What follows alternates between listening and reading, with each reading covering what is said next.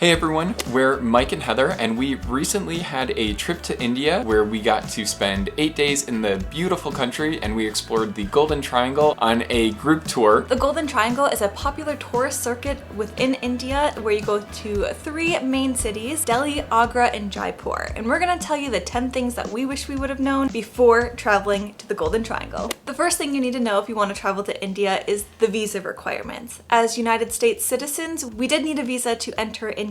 And as newer international travelers, it's not something that we necessarily came across before. So in case you're like us and India is going to be one of the first countries that you go visit, just know that you do need a visa. You need to print out the document and take it with you because they do check this before you get on the plane and after. It's about, for United States citizens, about $25 per person to apply for the visa. And then you get it emailed. So even though it says an e-visa, you still need to print out the hard copy and bring it with you. The process of getting the visa really wasn't that difficult. No. There was a simple online form that you needed to fill out. One element of an Indian e-visa is you have to have a contact person in the country. Ours was our tour guide operator, which made it really easy, but don't feel like you can't visit India if you don't know someone there to meet with when you arrive. You can generally book a hotel and you should have something set for when you arrive in country, and it could be something like the manager. There should be some contact information if you reach out to your accommodation that they can provide you to put onto your visa form. The biggest thing is the sooner you get it taken care of, the better.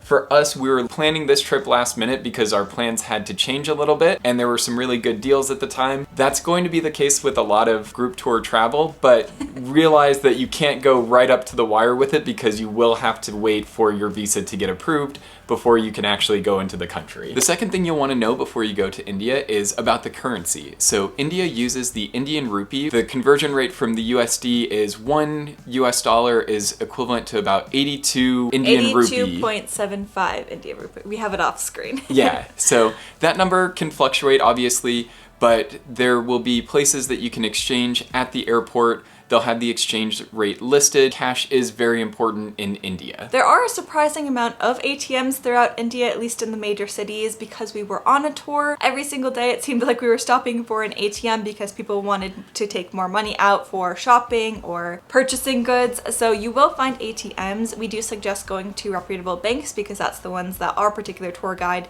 was stopping at. Another note, try to get as small bills as possible. So when you do go to more of the bigger stalls or like the stores, try to pay with your bigger bills, or if you're at the airport, ask for smaller ones because you are going to need smaller bills when you're paying at smaller stalls. They might not have change to give it to you, and you want them for tipping. And that kind of segues into our third thing that you need to know about India before you visit, which is the tipping culture. The service industry in India is something that is very important, and a big component of that is tipping. So at restaurants, at hotels, for drivers and things like that, there is going to be a tipping component to the cost that is not included in the price of the service. It's not obligated, but it's definitely expected, and you are put into some situations where it can be a little bit awkward if you don't kind of follow suit with that expectation. It is good to have small bills on you for those moments. Being Westerners, being Americans specifically, we are familiar with tipping culture, but in India,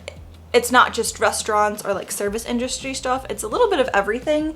And our guide gave us a sheet to kind of give us a rough overview that we'll share with you all, so that way you have a rough idea when you're going. So anytime you go up to like the check-in counter and ask a question, or if the bellhop helps you in any way, brings your luggage up to your room, brings it down, you can expect to have to tip about 50 Indian rupees, which is about how much? It's less than $1. Yeah, if 82 is the conversion for a USD, it really isn't a big number. It's definitely a good idea to have those smaller denominations to do the quick kind of tipping exchanges that are commonplace. Yeah, and for restaurants, a lot of the times it's like built into the fee, and so that's about 10% of the bill if it's not already included on the bill as a tax, because there was a few times where we did go out to eat at restaurants where it would already be listed on the bill, and in that case you wouldn't tip, but if it's not, then you tip at about 10% of the bill. For local guides or for a half-day tour, so an example of that would be like the food tour that we went on, it was about a half day's worth,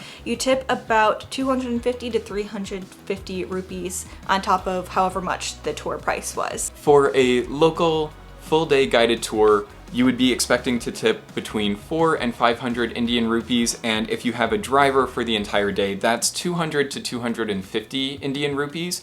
With our guided tour, both of those were part of our experience. So for our guide who was with us every day, the whole day, at the end of the trip, we did a cumulative tip to cover that day-by-day cost breakdown, which is listed in some of the material. And then also for the driver, because we were driven around in a bus, we had a driver for the entire day, and that was the tip that went towards that aspect of the trip. So those were not included in, and wouldn't generally be included in your overall trip price. That's something that you would do directly to either the driver or the guide. And the last thing that we'll mention that involves tipping is a toilet attendant. So when you are out and about and you need to use a public toilet, whether you're on the highway driving from Agra to Jaipur or just out and about in the streets, if you use the bathroom, you will have to tip the attendant anywhere from 10 to 20 Indian rupees. Another quick tip that has nothing to do with tipping is make sure that you bring your own toilet paper with you. So take it from the hotel, put it in your bag, because if you do end up using the restrooms out and about, there's a good chance that there's not going to be toilet paper and they're going to be squatty potties. So just keep that in mind, and it's always good to have a little bit of toilet paper on hand. But don't put that in the toilet, you have to put that in the bin on the side, because they're plumbing us and stuff for that. But I think we've talked about toilets enough. Yeah. Another thing that may not be very common in your home country, but is in India, is the concept of begging. And there's very much begging at a lot of the tourist sites in the United States as well, so we're not saying this is an inherent India thing, but it's just very prevalent in India because begging does have a legitimate place in Indian society. The way that it was explained to us is that 350 million people in India live on less than $2 a day. So begging is very prevalent, and begging doesn't have like the same negative connotations as it does in the United States. Now, I think the government is trying to crack down on that, but from people to people in India, a lot of people will give to the beggars even if they're already poor themselves in order to earn religious merit or gain karma. So it's just very much something that you do experience in India. And the reason why I'm bringing that up is because it can be a little bit of a culture shock if you're not expecting it. So just keep that in mind, that you will come across beggars, but it does have a legitimate place in Indian society, and if you want to give to them, you're more than welcome to. Our tour guide just said that if that is something that you want to do, that they would rather you do it from like a vehicle or like the bus out the window, so that way you don't get a large crowd around you and then put yourself into a potentially dangerous situation, pickpocketing, stuff like that. So you can absolutely give to the beggars, but just make sure that you're doing it in a manner that you're protecting yourself in those situations. Especially as tourists, I think there is the maybe not incorrect assumption that because you're able to travel to India from another country, afford plane tickets, afford to stay, you do have a bit more money. So you'll have people come up to you and ask for money. They may reach out and try and touch you. No one was really pushy or rude. If you said no, they would very politely walk away. It wasn't something that was a concern. It's just something that you have to be aware of and know that when you are out walking around, or especially at tourist locations, it's something that you'll have to deal with to some extent. And I will say, I think that is the advantage of going on a guided tour, because our guide was really great at mediating when things did start getting too crowded, and was able to organize people who were trying to sell us things or ask us for money in a way that was both respectful to us and them. So for example, on like the tour bus, once we got on, we had a lot of people following us, wanting us to buy all sorts of trinkets, and our guide would just have them follow us to the bus. We would all get on the bus, and then he would bring on one by one the different things and say, does anybody want this? No. Okay. Does anybody want this? You do? Okay, give me the money so I can give it to them. So I think that is an advantage of being on a tour, and just something, if you're kind of, oh, is it worth it or not, is definitely a pro to going on a guided tour. Yeah.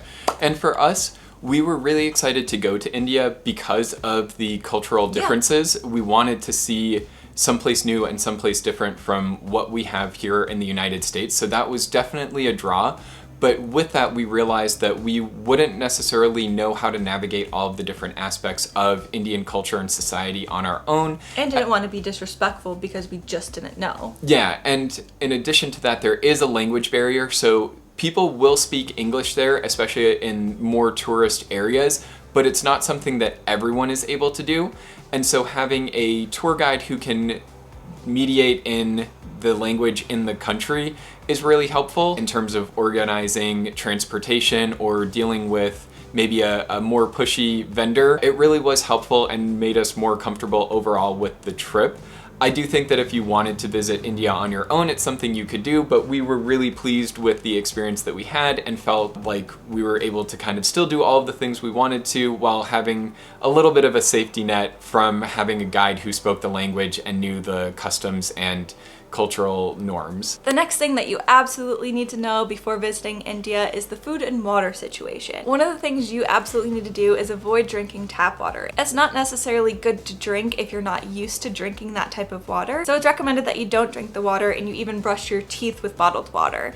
Every hotel room that we went into, there was always bottled water by the sink, meant to be used for brushing your teeth, so a lot of the hotels are really great with that. One of the other things that you would definitely want to be aware of is when you are taking a shower or in a situation where you would normally not be too concerned with getting water in your mouth, you always just want to make sure that you're avoiding that. So brushing your teeth, while you may think it would be really quick and easy to just use the tap water, grab the bottled water to do it. Make sure you keep your mouth closed when you're in the shower. And it may seem a little bit like overkill, but we tried to be as cautious as possible to just avoid having any situations where you end up sick and are having to try and be on the mend while you're trying to enjoy your visit. So it's better to be safe than sorry in this regard, and we definitely stuck to that and didn't have any issues, and we never felt like we didn't have water close at hand. Yeah, and that goes for the food too. We did go on a food tour through Delhi that was completely guided, so all the stalls that you saw us tasting, even though it was street food, was already properly vetted. So we do recommend that even if you aren't going on a guided tour for your entire stay,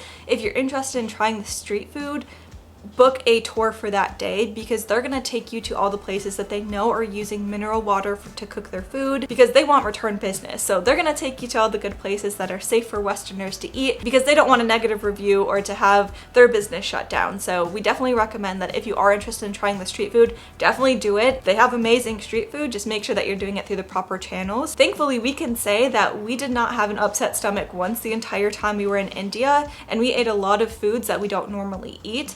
But I think a lot of that goes to our guides, both on the food tour and our guide in general, brought us to properly vetted restaurants. So if you're not going on a guided tour, definitely recommend just reading the reviews before you head to a place, and don't just grab street food off of the corner, even though it might be tempting, because everything definitely smells delicious, but just to be on the safe side. So a lot of places in India will have both vegetarian options and meat options, but there are some places that they'll call just veg only, and so just be aware that there may be places that you won't have as much of an option for meat at. There usually was always vegetarian and vegan options even at a lot of the restaurants that we went to. Just let your server or the staff know if you have any dietary restrictions, and they can make sure to cook the food differently, because they were fully prepared to do that if that was the case. Yeah, we primarily eat vegetarian. We did dabble a little bit on the street food tour just because we wanted to just try the cuisine that was there. Yeah, but we do predominantly eat vegetarian, and we're happy to say that India does have a lot of great vegetarian options, and they're plentiful. The sixth thing that you should know about India before you go is the weather. This is something that can vary widely over the course of the year. When we went in November, we got to leave the cold of Western New York and go to a very pleasant climate in India during that time of the year. Most of the days were high 70s, so we felt very comfortable walking around in a t-shirt and pants, which allowed us to stay respectful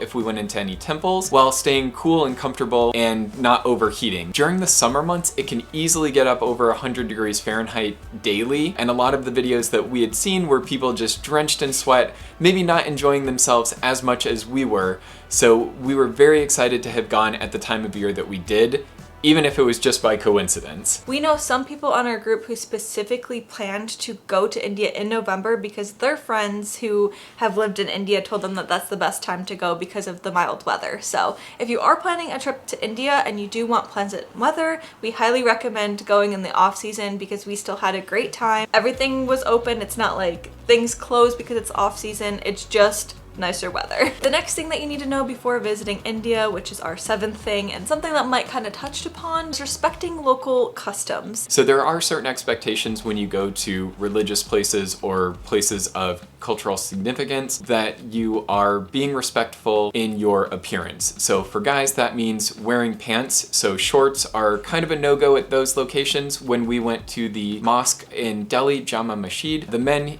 who were wearing shorts had to put on pants to cover their legs, and if you were wearing a tank top, you also had to put something on over that as well. Even though that's something that you could maybe walk around town in, when you go to some of these locations, you have to make sure that you're covered up for everyone. For the women going into the temples and things like that, there were some expectations. Head coverings at times and covering your shoulders, covering your legs, kind of the norm. So not anything that was really unexpected. That kind of segues into cultural diversity. The Indian people are very welcoming of all different religions and backgrounds of people. One of the things that stands out most to me is the street across from the Red Fort in Delhi. I can't remember the name of it now. It was like the Moonlight Bazaar or something? Yeah, I think something like that. Yeah, where every other building down the street was a different religious temple. So you had like a Baptist church next to a Sikh temple next to... Was it a Baptist church or... Yeah. Was it? That's Yeah. cool. But it was really great. Everyone was super welcoming there. We met so many incredible, friendly people while we were visiting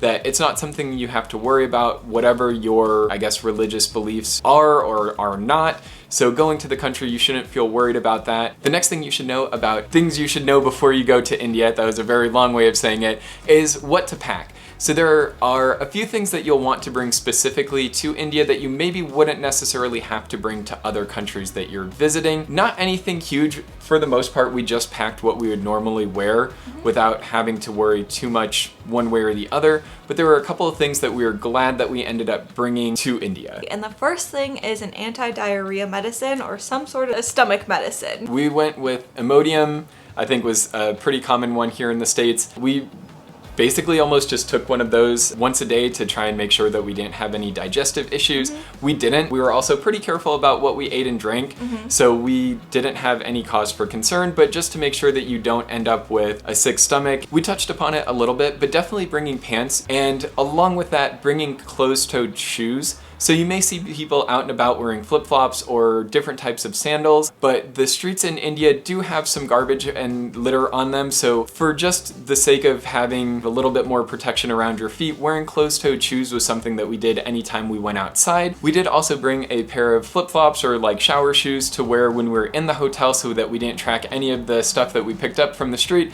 into our hotel room. Other things that I wish that I would have packed is just a generic scarf. So a lot of the religious places did have the cover-ups that you could use there, but it would have been just as easy and convenient if I had brought one. So if and when, hopefully we go to India in the future, I will pack my own scarf just to have, because it's easy enough to put around your neck and pop up. So that should definitely be in your packing list. And just other light breezy clothes like this sort of cover up where you can still wear a tank top underneath but can throw this up to make it a little bit more modest. Really, you don't need to go buy a whole new wardrobe for India, just use the pieces that you already have and layer up. Some other things that we suggest packing are electrolytes, because when it is a little bit hotter out and you're doing a lot of walking around the monuments, sometimes water just doesn't cut it. So packing some electrolytes is just a great tip for some of those hotter days. And then protein bars, because especially if you are used to eating a lot of protein, you're gonna be primarily eating a lot of vegetarian meals. So to kind of balance it out, we suggest bringing some protein bars, and plus they just make for a good snack late at the hotel when you're feeling peckish. Yeah, now that we've kind of gone over a bunch of things that are definitely helpful to know before going to India, one of the big questions that we're always asked and was something that we tried to look into before we went was the overall safety. Is it a safe place to visit? And we wanted to share that with you so you know before you go. Obviously, you're gonna want to keep the same safety precautions that you'd have at any large tourist spot, no matter where you're at in the world. So pickpocketing may be a thing. Just want to make sure that you have your bag in front of you. But we're gonna kind of talk about some more of the specific ones in India that we came across that would be helpful to know if you are thinking about going to India. Specifically at sites like the Taj Mahal especially, their security is very, very tight. So this isn't necessarily like a safety thing, but just know when you are going to these monuments, you do have to go through security. You're gonna be separated based on your gender, which was something that kind of was like a culture shock to me. So even the first day on the metro tour, to get onto the metro, guys go one way, girls go another, and you have different screenings. And so I had like a woman pat me down behind like a privacy curtain where guys just kind of went through the metal detector. Same in the airports and... Yeah, so you're gonna be kind of divided based on your gender when you're going through those security things. and they're gonna go through every little thing in your bag. Like, they take security very seriously, especially at like the Taj Mahal. Our guide before we left told us to keep anything and everything that you didn't absolutely need with you on the bus, because they're gonna take it, whether it's chapstick because they don't want you to mark up the walls, or bells, any type of religious symbols, noisemakers, things that you could take a picture with that are not just the Taj Mahal. Yeah. Don't bring in with you. Don't bring a gimbal, not that we use one, but we even asked our guide, like, is our camera okay? Is the microphone, because we have like a very sleek one, okay? And he's like, yeah, like that's fine, like I've had people bring it in. But when we went through, the security guy took our microphone and was like, no, you can't bring this, so then it had to be checked and then picked up at the end. So our guide kind of explained it that it really just depends on how they're feeling about like how extra strict that they want to be, but they're just always in general strict. So just expect that before you go, because it was kind of like a, oh, okay, like, yeah, this is like a thing. It was a little bit of an intimidating Yeah. process. So making sure that if you don't need it, leave it on the bus or leave it in the hotel room. However you ended up getting to that location, it's better to just err on the side of caution. You don't want to make them mad. Yeah, or at the very least, they'll just take it and throw it away. We were very fortunate that we had our guide who could speak the language, and we were able to get the microphone checked and picked up at the end of our time there. Mm-hmm. But in most cases, our guide said they're just going to take it out of your bag, throw it away, and send you on your way. Yeah. So it's better to just be careful. Don't bring in anything that you don't need to have in there, and just a lot of it is common sense stuff. Yeah, and we're not saying this because we don't think that they should be doing that. We would absolutely prefer to have an overly secure place than the opposite. So we're not saying anything negative about the tight security, just that it exists and wasn't something that we expected. Or and it experienced anywhere else. Yeah, and definitely something that you need to know before you arrive, or your entire bag is just gonna get thrown out. Yeah. And then other things that are more of the security thing about the Taj Mahal, or like more scammy, that's like a negative thing, but just things to keep in mind. So when you are at these really incredible tourist destinations, you know how you'll be taking a selfie and somebody will come up and say, oh, do you want me to take that picture for you? I've personally done that to people that I've seen struggling to take a picture of, like, oh, do you want me to take a picture of you guys really quick? And then I take it and walk away. Well, at these type of sites, that will happen to you. Well, somebody will come up and be like, oh, do you want me to take that picture for you? But then they'll expect money after. So just know that people aren't necessarily doing it out of the kindness. Yeah. It's aspect. not just a nice thing. Yeah, they're gonna expect money after. Even if they say like, oh no, like I don't need money for this, they're still gonna expect money, and it will leave for a really awkward confrontation if you're not expecting that. So if somebody comes up to you, just decline it and say, no, we will do a selfie. Or if you are wanting someone to take your picture, just expect and be ready to pay someone to do that, so that you don't have to deal with the unfortunate sort of misunderstanding where you thought they were just being kind and they were going in with the expectation that you would end up paying for their help. Yeah, but that's the benefit of having a tour guide and other people in your group, because we all kind of swapped taking pictures of each other and didn't really have to engage in that type of situation. Yeah. But we did see it happen quite frequently and were warned about it. Additionally, at these locations, there are going to be people who are selling things. If you say, no, I'm not interested, and move on, they'll leave you alone. But if you act interested towards something, they are going to try and get a sale. And some of them can be fairly aggressive in pursuing that sale. So if you don't want to interact with them, it's best to just not engage with it at all. If you see it and you know you're not interested, don't look, don't pause, don't stop, just keep moving. It's really not something that we ever struggled with when we were there. People would come up with something and we would say, no, thank you. Or if I think Heather bought a little tuk-tuk, you can just buy it and then move on. We found this. It was too cute to pass up. This was, I think, Heather's lone purchase from a vendor on the street. So we got this little tuk-tuk, which is very cute, and it was very cheap. Nothing in India along these lines was really anything too expensive. Yeah, I think it worked out to be $1 US. Yeah. Yeah, it was very affordable. So not anything. He got me on that one. No, you wanted that one. That wasn't one that you got roped into. If you are looking to buy marble or woven textiles, things like that, there are specific places that you can go to get authentic things. You may be paying a more premium price, but you will know that it's authentic and actually made by the real craftspeople that you would hope to buy from, and don't necessarily get taken in by people selling trinkets at the site. When you walk up to the Taj Mahal, there's a whole street of just vendors, and a lot of it are marble shops, but our guide said that basically everything on that row isn't marble, it's that soapstone. and that a lot of unsuspecting tourists kind of get taken advantage of thinking that they're buying marble when it's really not. So if you are looking for some more higher end souvenirs to bring home with you, just do your research and go to the actual artisan shops rather than the tourist trinket shops along the way. But something that is unique to India, at least something that I've never experienced before at tourist locations, is people wanting to come up and take pictures of you. So I had a lot of people coming up to me, honestly, the entire time in India, regardless if we were at like a strictly tourist location or just kind of walking through the streets, who would approach you and ask to take a picture with you. And our guide explained it as a lot of the times people in India are only traveled to other places in India and may not have ever seen a Westerner before, so are super interested and just want to show their friends back home. A lot of the times people coming up to you doing it are completely innocent. A lot of them will be kids because they're just excited to see somebody that looks like you. Sometimes a lot of like the teenage boys will just come up and literally take a picture and then walk away, and you don't get the opportunity to say no thank you. But just know that that's a thing that happens and it's common.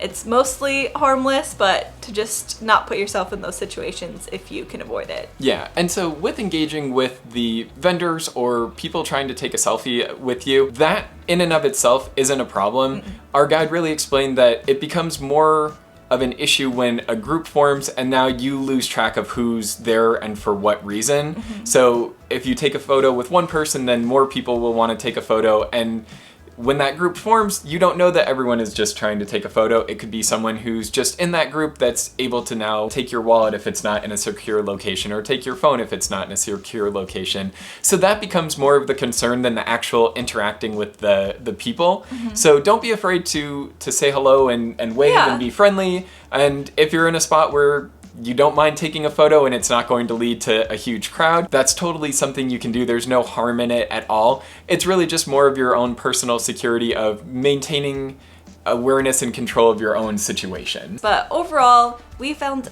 India to be incredibly safe. We took the proper precautions at tourist destinations like we would anywhere else. And honestly, even as a woman, I felt safe. I obviously wasn't traveling solo or put in situations where I wasn't with a large group. So if you are looking for specific safety tips on that, I highly recommend looking at other people who visited and hearing their experiences.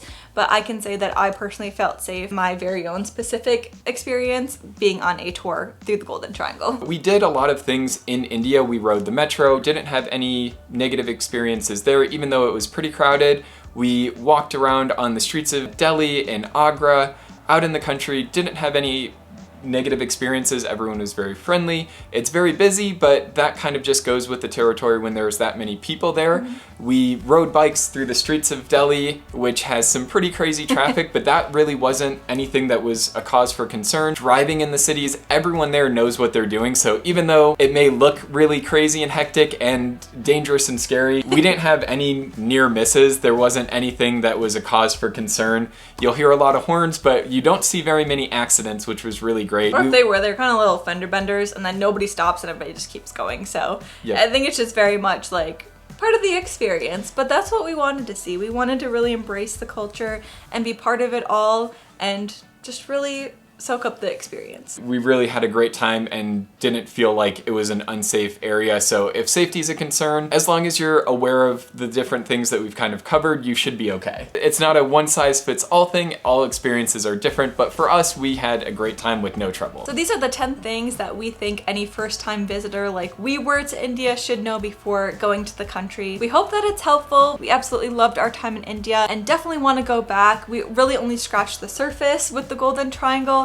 It's a really great introduction to India, but there's just so much more to see, and the country is absolutely amazing. So if you have any questions about anything we went over here or some other things that you think would be helpful to know, leave them down below in the comments. If you're interested seeing more in detail some of the aspects of our trip, we did do a day-by-day vlog through our time in India, so check that out. We'll have a playlist linked as well to that. In the near future, we'll come up with a video for an itinerary, more specifically about the different things that we did on our tour. Whether you're looking for a tour that's going to do something similar or you just want to do some of the same things that a lot of popular groups are doing, that'll be really useful for you in your trip planning. We really do appreciate you watching. We hope you have a fantastic time in India, and we'll see you in the next one. I'm living my best life. I wake up with the sunrise. It does not look a thing like I thought that it would, but I've been getting my steps in.